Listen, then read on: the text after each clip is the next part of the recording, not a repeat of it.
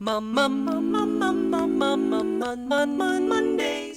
Hey everyone, welcome back to another episode of Mum Mondays. Last week you heard about Colton's equipment, and this week we are going to talk about Tessa's equipment. So Tessa is 20 and has used very similar pieces of equipment as Colton did, but also uses some different pieces of equipment. So Kim, take it away and let's learn all about Tessa and what she uses. Thanks so much. Yeah, I'm going to try not to repeat equipment that we've already talked about. So that's a plug to go watch the Mom Monday episode about Rowan's equipment and about Colton's equipment. But there are a couple of things that we haven't talked about yet. And so I thought I would touch on those. And again, we'll do it by showing some photos. So let's jump in. The first one is of Tessa as she is at school and needs to communicate and do her academics. So she has a few pieces of equipment here that I wanted to point out. The main one being that bright pink communication device. And that is her best way to communicate. So Tessa has SLC13A5 epilepsy, and that means that she can understand language really well, but she has significant difficulties speaking. So this communication device is a layered system.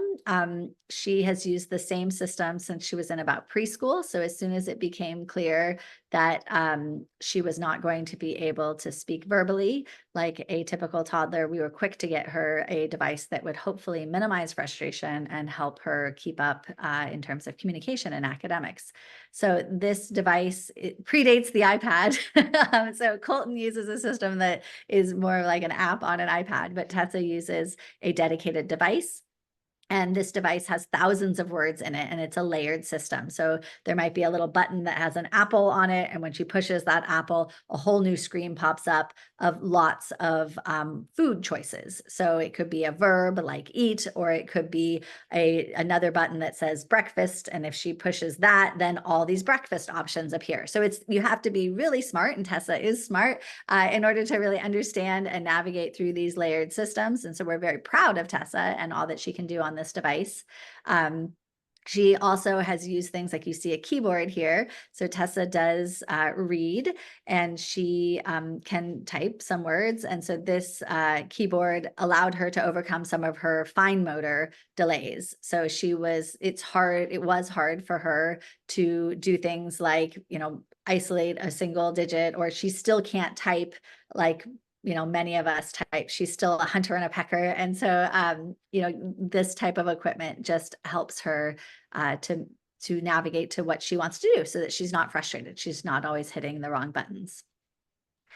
I'm going to shift gears pretty drastically and talk about the bathroom. It's kind of like the spot where you need a lot of equipment, but maybe people don't want to talk about it as much.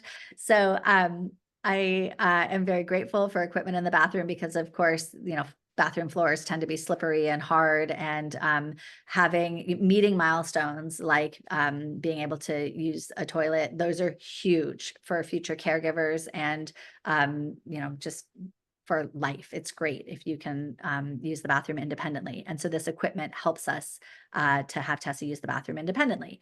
So this is a chair. This chair has lots of options. It can be low to the ground, kind of like the traditional like toddler toilet potty that you carry around with you, maybe stick in the back of the car or whatever. This can have a lower setting like that, but it also has this higher setting where it can sit on top of a toilet, or it can attach directly to a toilet. There's lots of different options with this toilet chair. We've also used it in the shower as like a showering chair so she doesn't slip.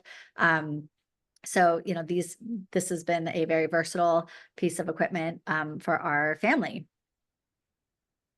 Tessa now uses just a typical toilet, which is great because it means that we can go to the bathroom when we're out and about in the community and that sort of thing. But when she was younger, especially, having some extra supports around the toilet, especially if she was having a seizure so she wouldn't fall off the toilet, was a really big deal for us. And so this step stool with the strong arms was really helpful to us. We called it the swan. In my mind, somehow it looks like a swan. I see it. We also have different grab bars and that sort of thing so that she can safely get in and out of like a bathtub.